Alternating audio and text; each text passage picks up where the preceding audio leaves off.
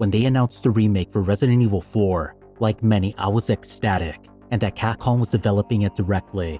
Some of the footage I've seen gave mixed impressions though, with certain things looking off. I'm glad to say that having played the demo, I had the utmost confidence that the final release will be great. The opening cinematic details Leon's transition from the Raccoon City incident to the present, relating events in a dramatic fashion that I prefer over the original. The screen reading of an unsuspecting nightmare he would find is pure classic Resident Evil. Once in control, the visual difference is stark. The tone now aligns better with horror. Sequences have been altered while remaining true to the original. They'll still venture to a decrepit home in search of answers, but the sequence is different. You'll find the remains of policemen on the property and fend off against villagers that can resurface for a second wind. The extreme head tilt looks odd, but I imagine is to give room for the plagas to sprout later. What I was most curious about was the gunplay, and it's faithful to the original, but faster. A headshot still causes enemies to stagger, opening themselves up for a melee. There is a delay from a completed reload to a fire shot, which I'm sure an upgrade from the merchant will remedy. Might interest you. Attacks from the knife are faster, but now has durability, but I only broke it when I tried to. It can be used to get out of a grab, degrading a chunk of its bar. These are welcome refinements to combat, like being able to move as you shoot. You're only taking short steps, but it's enough to tune a shot or to get out of an attack's reach. I was so accustomed to the original though, that it didn't occur to me to try it until I was surrounded.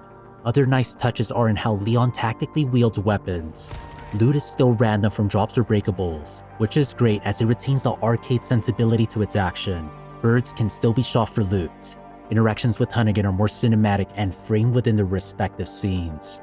While most of the demo gives a showing of reimagined events, the fight at the village center how events can play out with the modern energy. The layout and triggers go untouched. If you flee into the house for the shotgun, it still goes invaded by the chainsaw dude. I decided to do two different runs. One where I ignored the shotgun, another where I killed the chainsaw guy with everything at my disposal. Classic Resident Evil 4 had enemies that would charge at you, but they are a bigger threat now. Chiefly the women with pitchforks. Not just that, but if you happen to come within a swing's reach, you can be struck twice. The first scenario took me a couple tries, but honestly I also wanted to see the death animations. The one by Pitchfork reminded me of my favorite scene from the horror film Pearl. The enemy dash is a threat, one that I like. I even had the chance for the chainsaw QTE I seen in a trailer. The time it took for the bell to sound felt cut in half.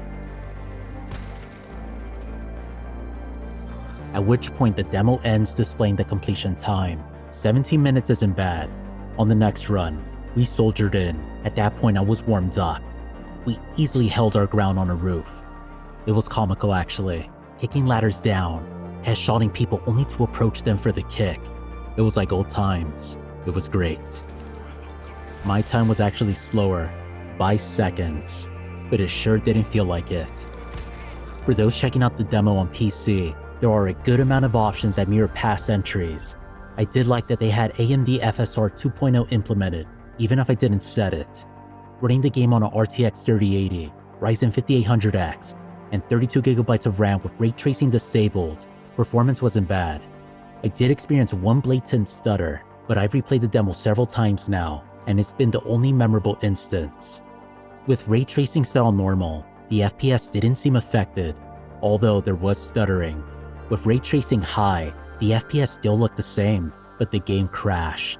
I proceeded to test again, even going into my settings to ensure ray tracing was toggled. I couldn't discern the difference. Once I got to the village and set off a flash grenade, the game will crash again to this message. I'm sure from reports, Capcom will have a day one patch ready, so I'm not bothered.